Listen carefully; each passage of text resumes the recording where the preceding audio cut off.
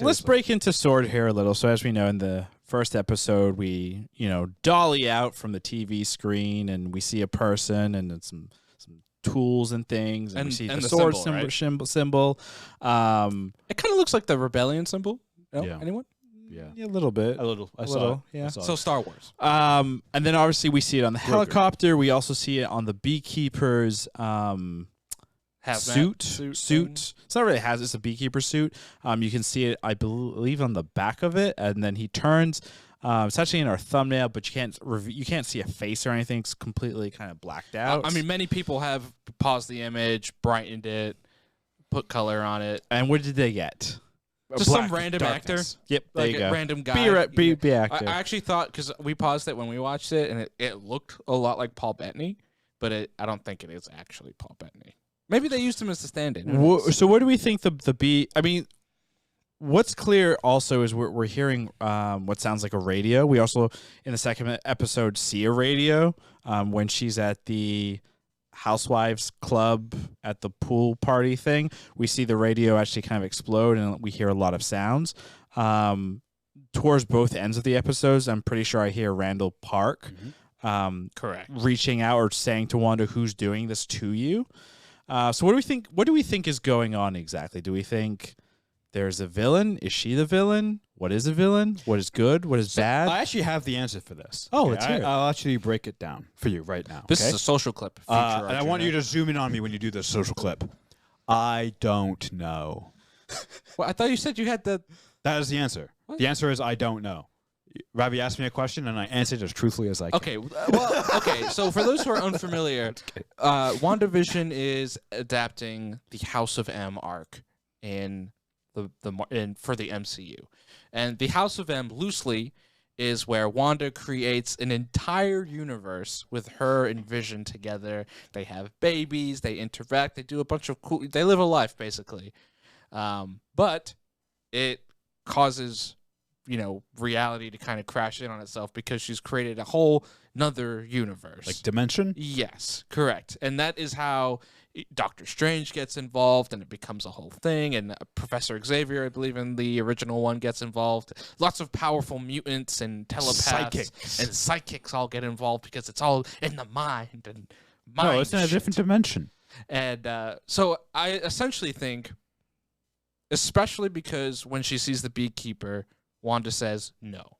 And then time reverses, and it's fine. There's also a couple other moments when other characters seem to threaten the fabric of this reality, and things become more intense. Episode 1, where Mr. Hart starts choking on the food because he's questioning, where did you come from? Why? So real quick, this is a PSA. When you're meeting people for the first time, it's kind of embarrassing to eat their food and then, interrogate with questions and not chew your food. So if you're going to interrogate someone, make sure you chew your food first. And swallow it first. And as he's dying, no one does anything. Mrs. Hart does nothing. Vision does nothing. And Wanda just kind of looks at him with this intense type of look, right? And then looks at who? Vision? She looks at Mr. Hart. Then she looks at Vision. And then she tells him to go save it. In her regular voice. Yep. And then Vision. Not the sitcom voice. Exactly. Right. Yeah. When in episode 2, Wanda is talking to the neighbor, I believe Dottie, about the talent show, and she's like, I don't like you or your husband because you're different. We know things about you. We know things about you. There's a it all becomes intense again, very similar. Like the camera angle changes a little bit, it becomes a little bit more intimate. You're breaking that sitcom a little bit. And then the radio starts going crazy, the glass in her hand breaks, and you see the red blood on her hand. So it's another, in color. And then that's color. A Dolby Vision color blood. That is $225 million blood. Oh boy. And then the third one is the beekeeper. She sees the beekeeper. She recognizes it. She says no. Time goes backwards, and nothing happens. I believe Vision, even before that, questions like, this isn't right. That's when he goes out. She reverses it, and then he's fine. And we get color comes in. Yep. And things move. I would assume things move into the next decade, right? Because like the first episode was 50s sitcom, the second episode was 60s sitcom, and then I'm assuming each episode. Yeah, will be a there's been a couple of promotional like trailers and pieces, and there's a particular promo piece where where Wanda is sitting and she's talking directly to camera. Very kind of, what's that ABC family sitcom show that's done in the Office style with the oh my god, I've got it like right on the tip of my I know what tongue. you're talking about with the big family. Yeah. Sofia Vergara. Yes. Wow. Modern Family. Yes, Modern Family, Good job, yes. Good job. I don't It's even very- watch that shit. it's I don't very- either. So my theory, because obviously we got a lot of like Bewitched vibes from this one, and Bewitched was actually broadcasted on ABC back in the day. true. So my guess is we could probably realistically figure out pretty quickly like which shows from ABC through the decades they may poke at. I'm sure we're gonna see obviously the Modern Family one. And when they get to the 20s, are they going to do Mandalorian? That would be amazing. that would be great. I'm fine with that. God. Like That's the surprise actor. the new storytelling. Grogu? Yes, Grogu. Not Pedro. That's the baby she's going to give birth to, Grogu. Oh, that'd be kind of weird. I don't think I'd be I don't know if comfortable I'd with like that. that. at I think all. it would be great. So, based on what you're saying, RJ, and what we saw, it kind of sounds like she's created the Pocket Universe herself, because obviously we know she misses Viz. Vision. She calls him Viz. Yeah, I know. She misses Viz. Obviously, Thanos kills Vision because he needs the Soul Stone.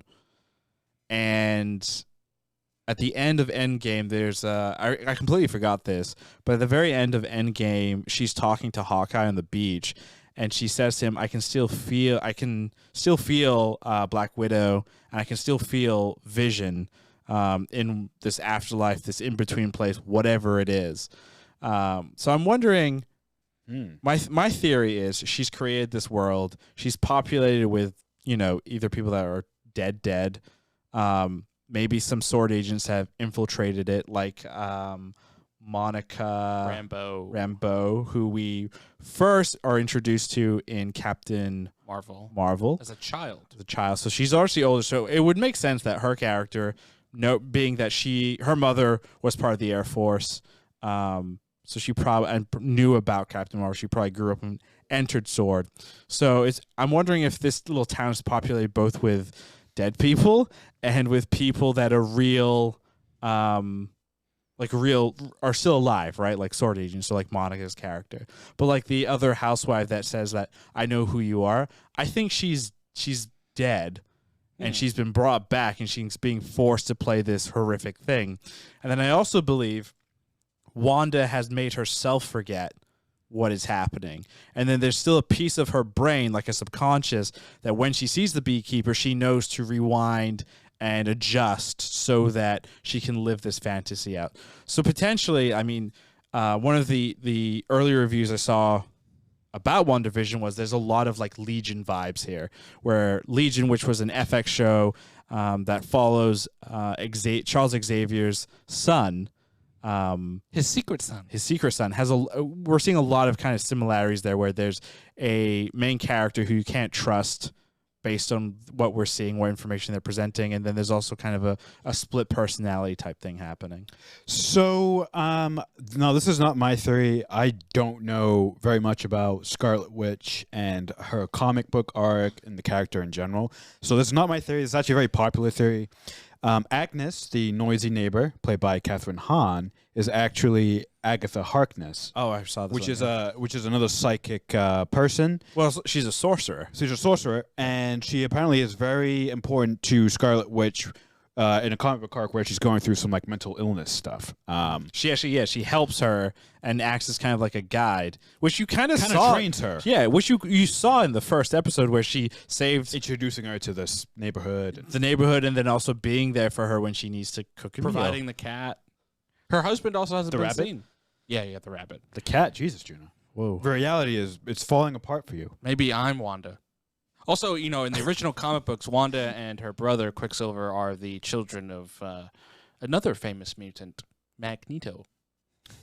So you hunt then? Why did you say it so weird? Magneto. That was weird. Well, I mean, X-Men now are part of the MCU. I'm just saying they could introduce potentially, even though her parents are dead in the movies. Yeah, but maybe they were just adoptive. Adopted. You're right. Adoption. That's true. Yeah.